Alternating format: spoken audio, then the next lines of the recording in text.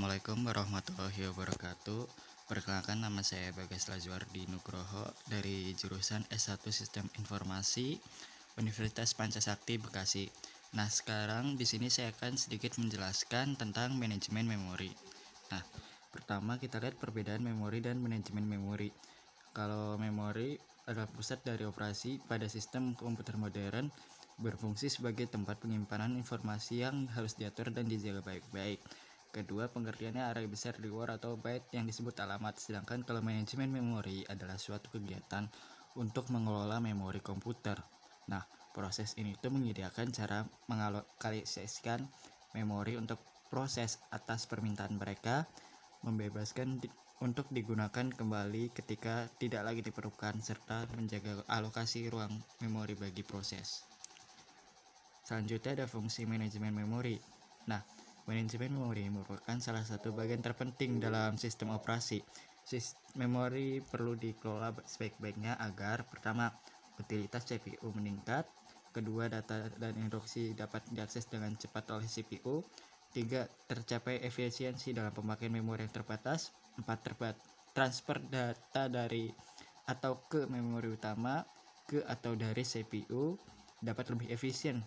Selanjutnya, mengelola informasi yang dipakai dan tidak dipakai, lalu mengalokasikan memori ke proses yang memerlukan, lalu mendialokasikan memori dari proses yang telah selesai, dan terakhir mengelola swapping atau pegging antara memori utama dan disk.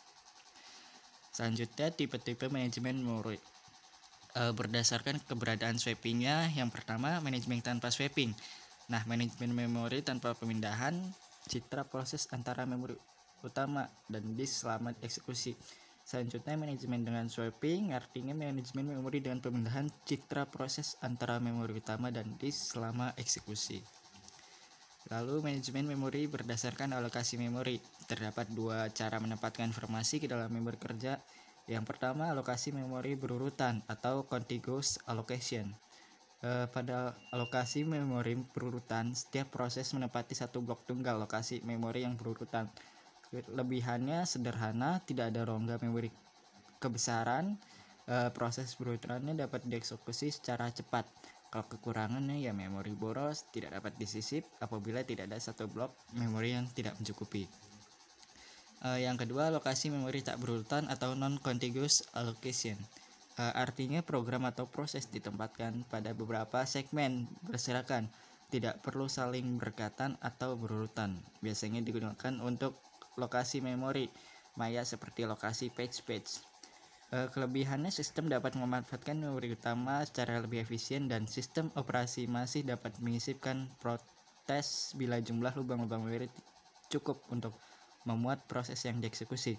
Untuk kekurangannya, memerlukan pengendalian yang lebih rumit dan memori jadi banyak berserakan dan tidak terpakai. Terdapat dua manajemen memori. Yang pertama ada manajemen memori statistik, artinya dengan pemartisian statis jumlah lokasi dan ukuran proses memori tidak beragam sepanjang waktu secara tetap. Selanjutnya ada manajemen memori dinamis, artinya dengan pemartisian dinamis jumlah, lokasi, dan ukuran proses di memori dapat berseragam sepanjang waktu secara dinamis. Manajemen memori pemartisian statis, kondisi tanpa swapping. Yang pertama, monoprogram, yaitu manajemen memori paling sederhana. Sistem komputer hanya mengizinkan satu program atau pemakai berjalan pada satu waktu. Semua sumber daya sepenuhnya dikuasai proses yang sedang berjalan. Ciri-cirinya yang pertama, hanya terdapat satu proses pada satu saat, sehingga proses baru akan menimpa proses lama yang sudah selesai eksekusi. Kedua, hanya satu proses menggunakan semua memori. Tiga, memusatkan program keseluruhan memori dari disk atau tip. Keempat, program mengambil kendali seluruh sistem. 5, masih dipakai untuk sistem kecil, yaitu sistem tempelan atau embed, sistem yang menempel atau terdapat di sistem lain. Selanjutnya, sistem tempelan menggunakan mikroskopos kecil seperti Intel 8051 dan sebagainya. Terakhir, sistem ini biasanya untuk mengendalikan satu alat sehingga menjadi bersifat intelijen atau intelligent device dalam pengertian atau fungsi spesifik. Karena hanya satu fungsi spesifik dapat diprogram di mikroprosesor dengan memori kecil, yaitu 1 sampai 64 KB. Lalu multiprogramming dengan pemartisian statis. Artinya multiprogramming dapat dilakukan dengan pemartisian statis, yaitu memori dibagi menjadi beberapa jumlah tetap maksud saya. Pada partisi tersebut, proses-prosesnya juga ditempatkan. Lalu manajemen memori multiprogramming, yaitu melibatkan banyak memakai secara simultan sehingga memori terdapat lebih dari satu proses bersamaan. Oleh karena itu dibutuhkan sistem operasi yang mampu mendukung dua kebutuhan tersebut. Manajemen memori multiprogramming juga dapat melakukan dua aktivitas. Yang pertama, proteksi memori dengan isolasi ruang-ruang alamat secara disjoint atau terpisah, pemakaian bersama memori memungkinkan proses-proses bekerja sama mengakses daerah memori bersama. Ketika konsep multiprogramming digunakan, pemakaian CPU juga dapat ditingkatkan.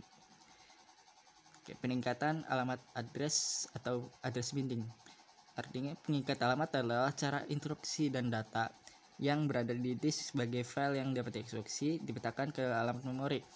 Sebagian besar sistem memperbolehkan sebuah proses user atau user process untuk meletakkan sembarangan terdapat di memori fisik, sehingga meskipun alamat komputer dimulai pada 0000, alamat pertama dari proses user tidak perlu harus dimulai. Peningkat alamat atau address binding, artinya instruksi pengikat instruksi dan data ke alamat memori dapat dilakukan pada saat compile time jika lokasi memori diketahui sejak awal. Kode absolut juga dapat dibangkitkan apabila terjadi perubahan alamat awal, harus dilakukan konspirasi ulang. Load time juga harus membangkitkan kode relokasi jika lokasi memori tidak diketahui pada saat waktu komplikasi. Execution time, saya pengikatan ditunda sampai waktu eksekusi jika proses dapat dipindahkan selama eksekusi dari satu segmen memori ke segmen memori lain. Dynamic loading artinya untuk memperoleh utilitas ruang memori dapat menggunakan dynamic loading. Dengan dynamic loading, sebuah rutin tidak disimpan di memori sampai dipanggil. Semua rutin disimpan dalam disk dalam format relocated load. Mekanisme dari dynamic loading adalah program utama di load dahulu dan dieksekusi. Bila suatu rutin harus memanggil rutin yang lain, rutin yang dipanggil lebih dahulu diperiksa apakah rutin yang dipanggil sudah di load.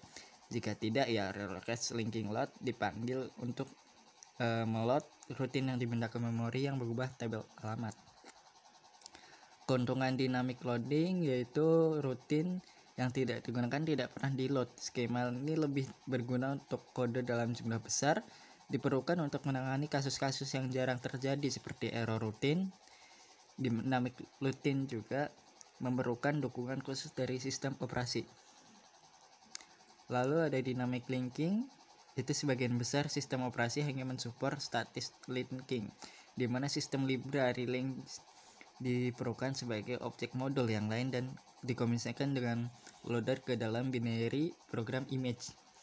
Dynamic linking biasanya digunakan dengan sistem library seperti Lines Subroutine library. Tanpa fasilitas ini juga semua program pada sistem perlu mempunyai copy dari library Lines ke dalam execute image. Bagaimanapun tidak seperti dynamic loading, dynamic linking membutuhkan beberapa dukungan dari sistem operasi. Overlay yaitu sebuah proses dapat lebih besar daripada jumlah memori yang dialokasikan untuk proses. Teknik overlay biasanya digunakan untuk kasus ini. Teknik overlay biasanya digunakan untuk memungkinkan sebuah proses mempunyai jumlah yang lebih besar dari memori fisik daripada alokasi memori yang diperuntukkan. Overlay tidak membutuhkan dukungan khusus dari sistem operasi. User dapat mengimplementasikannya secara lengkap menggunakan struktur file sederhana, membaca dari file ke memori dan meloncat ke memori dan mengeksekusi instruksi RAID yang lebih baru.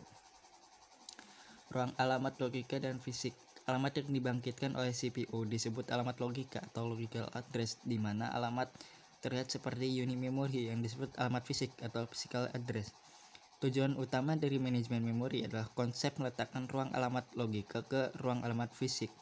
Hasil skema waktu kompilasi dan waktu pengikatan alamat pada alamat logika dan alamat memori adalah sama. tetapi hasil skemanya peningkatan waktu eksekusi harus berbeda. Dalam hal ini alamat logika disebut dengan alamat maya atau virtual address. Lalu ada swapping, yaitu program pemindahan proses dari memori utama ke disk dan kembali lagi. Sebuah proses harus berada di memori utama untuk dieksekusi. Prosesnya juga dapat ditukar atau swap, sementara keluar memori ke backing store dan kemudian dibawa kembali ke memori untuk melanjutkan eksekusi. Backing store berupa disk besar dengan kecepatan tinggi yang cukup untuk meletakkan kopi dari memori image untuk semua user. Sistem juga harus menyediakan akses langsung ke memori image tersebut. Lalu ada segmentasi, yaitu skema manajemen memori yang memungkinkan user untuk melihat memori tersebut. Ruang alamat logika adalah kumpulan segmen. Setiap segmen mempunyai nama dan panjang spesifikasi alamat berupa nama segmen dan offset. Segmen diberi nomor dan disebut dengan nomor segmen atau bukan nama segmen atau segmen number. Segmen juga dibentuk secara otomatis oleh compiler. Nah, konsep dasar segmen yaitu user atau programmer tidak memikirkan jumlah rutin. Program dipetakan ke main memory sebagai array linear dalam byte, tetapi memori dilihat sebagai kumpulan segmen dengan ukuran berbeda-beda. Tidak perlu berurutan di antara segmen tersebut.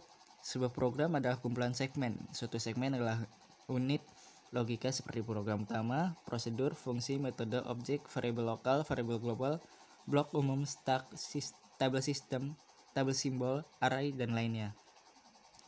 Memori virtual yaitu suatu teknik yang memisahkan antara memori logis dan memori fisiknya. Tetapi ini mengizinkan program untuk dieksekusi tanpa seluruh bagian program perlu ikut ke dalam memori.